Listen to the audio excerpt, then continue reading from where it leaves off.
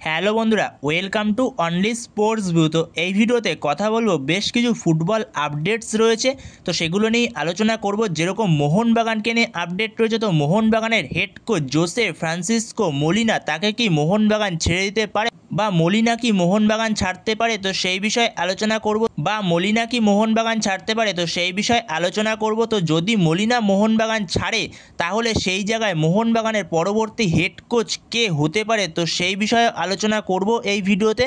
এবং এর পাশাপাশি আইএসএল নিয়েও আপডেট রয়েছে, সুপার কাপ নিয়ে আপডেট রয়েছে। তো ভিডিওটি সবাই শেষ পর্যন্ত দেখতে থাকো, আর চ্যানেলে নতুন হয়ে থাকলে চ্যানেলটি সাবস্ক্রাইব করে পাশে থাকা বেল আইকনটিকে অন করে পাশে থেকো।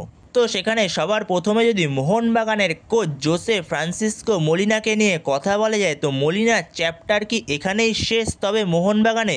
তো সেখানে মলিনা সুপার কাপের টুর্নামেন্ট থেকে ছিটকে যাওয়ার পরে, মানে সুপার কাপে যে ডার্বিটা ড্র করেছিল মলিনা, যেখানে গোল ডিফারেন্সের জন্য মোহনবাগান কোয়ালিফাই করতে পারেনি সেমিফাইনালে, কিন্তু একটাও গোল খায়নি টুর্নামেন্টে। তো যেখানে শুধুমাত্র গোল ডিফারেন্সের জন্য কোয়ালিফাই করতে পারেনি।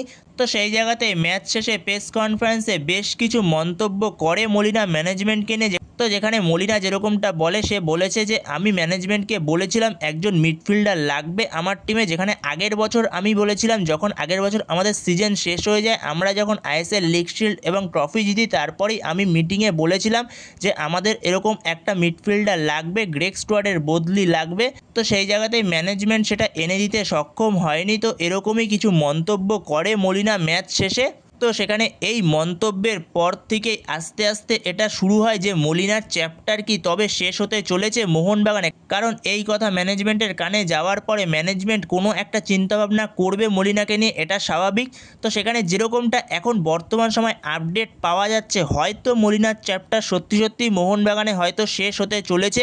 যেহেতু এখনও পর্যন্ত এই মরশুমে আইএসএল শুরু হতে দেরি আছে, আইএসএল নিয়ে এখনও পর্যন্ত কোনো অফিসিয়াল আপডেট নেই, তো সেই জায়গাতেই হয়তো মলিনাকে স্যাক করে দিতে চলেছে মোহনবাগান ম্যানেজমেন্ট। বাট এটা এখনও পর্যন্ত অফিসিয়াল না, বাট এটা হওয়ার চান্স খুবই বেশি। হয়তো মলিনার চ্যাপ্টারটা এখানেই শেষ হতে চলেছে মোহনবাগানে। তো সেখানে অবশ্যই ম্যানেজমেন্টের তো দোষ রয়েছেই। ম্যানেজমেন্টের কাছে যেহেতু প্লেয়ার চেয়েছিল, তো সেই জায়গাতেই ম্যানেজমেন্টের অবশ্যই উচিত ছিল কোচকে সেরকম প্লেয়ার এনে দেওয়া। তো সেখানে ম্যানেজমেন্টের তো দোষ আছেই, এবং ম্যানেজমেন্টের পাশাপাশি অবশ্যই কোচেরও দোষ আছে, মলিনার দোষ নেই এমনটাও বলা চলবে না। কারণ মলিনারও অনেক গেম প্ল্যানে প্রবলেম রয়েছে, তো সেখানে মলিনারও দোষ রয়েছে, দুপক্ষেরই দোষ রয়েছে। তো সেখানেই হয়তো মলিনার যুগের অবসান হতে চলেছে মোহনবাগানে। তো সেখানে যদি মলিনাকে ছেড়ে দেয় ম্যানেজমেন্ট, তাহলে মলিনার পরিবর্তে মোহনবাগানের নতুন হেড কোচ কে হতে পারে, তো সেই বিষয়ে যদি কথা বলা যায়, তো সেই জায়গাতে বেশ কিছু নাম শোনা যাচ্ছে মলিনাকে ছেড়ে দেওয়ার পরে মোহনবাগানের হেড কোচ হতে পারে। তার মধ্যে সবথেকে যে নামটা এগিয়ে রয়েছে তার নাম হলো সার্জিও লোবেরা।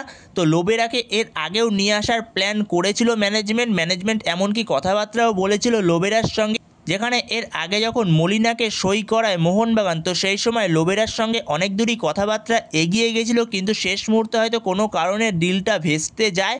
সেই জায়গাতেই পরবর্তী সময় তখন মলিনাকে নিয়ে আসা হয়। তো সেখানে আবারও ম্যানেজমেন্ট শোনা যাচ্ছে কথাবার্তা বলছে সার্জিও লোবেরা, যে কিনা ইন্ডিয়ান ফুটবলে তারও অনেক সাফল্য রয়েছে, আইএসএল লিগ শিল্ডের পাশাপাশি আইএসএল ট্রফি রয়েছে তার কাছে, যেখানে হয়তো অ্যান্টোনিও লোপেজ হাবাসের পরে সার্জিও লোবেরার নামটা আসবে ইন্ডিয়ান ফুটবলে। লোবেরাও একজন অ্যাটাকিং মাইন্ডের কোচ, যথেষ্ট ভালো কোচ, যেখানে এদিকেও একটু নজর রাখতে হবে। লোবেরারও কিছু পছন্দের প্লেয়ার রয়েছে, যেরকম হুগো বুমোস, আহমেদ জাহু, তারপরে মোর্দাদা ফলের মতো প্লেয়ার। সেই জায়গাতে তাদের তো নিয়ে আসা কোনোভাবেই সম্ভব নয় জানুয়ারি ট্রান্সফার উইন্ডোতে, যেখানে শুধুমাত্র যদি চেঞ্জ হয়, তো সেটা হতে পারে শুধুমাত্র দিমিত্রি পেত্রাতোস। তো সেখানে সার্জিও লোবেরা সত্যি ইন্ডিয়ান ফুটবলে খুবই একজন ভালো কোচ।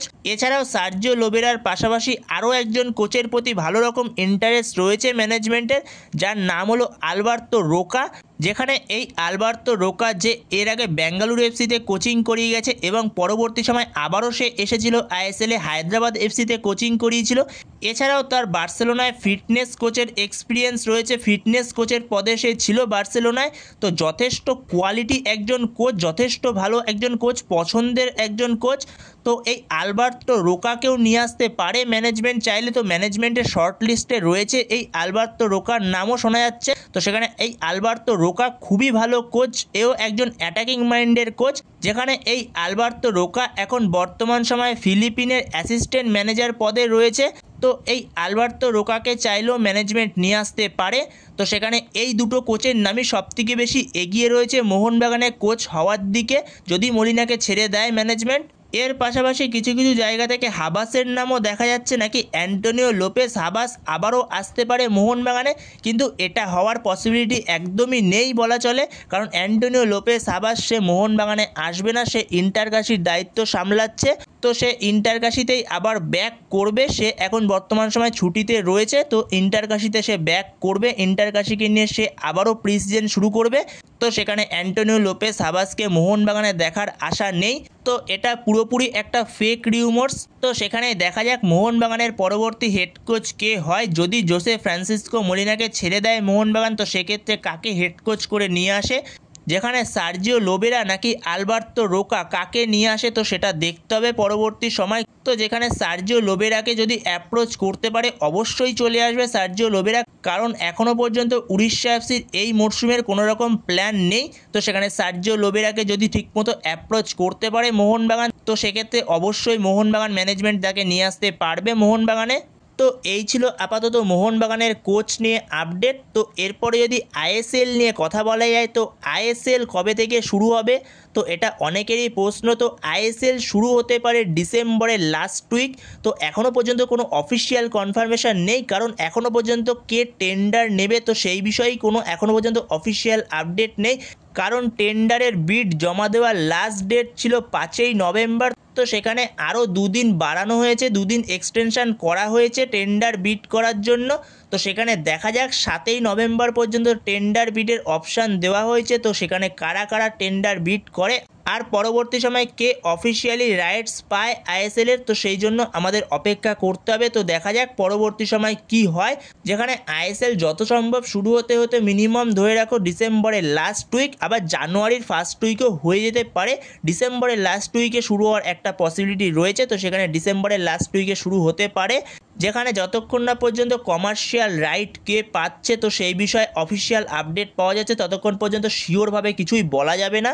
তো এই ছিল আইএসএল নিয়ে আপডেট। এরপরে যদি সুপার কাপ নিয়ে কথা বলা যায়, যেখানে সুপার কাপের যে সেমিফাইনাল আর ফাইনাল রয়েছে, তো সুপার কাপের সেমিফাইনাল ফাইনাল হওয়ার একটা সম্ভাব্য ডেট শোনা যাচ্ছে 3 তারিখ আর 6 তারিখ, যেখানে সম্ভবত সুপার কাপের সেমিফাইনাল হওয়ার কথা শোনা যাচ্ছে 3রা নভেম্বর, 29শে নভেম্বরও হতে পারে। যেখানে বিভিন্ন জায়গায় বিভিন্ন রকম শোনা যাচ্ছে, এখনও পর্যন্ত অফিসিয়াল না। তো সেখানে একটা হবে এই 29 তারিখ থেকে 3 তারিখের মধ্যে যে কোনো একটা সময় হবে এই সুপার কাপের সেমিফাইনালটা।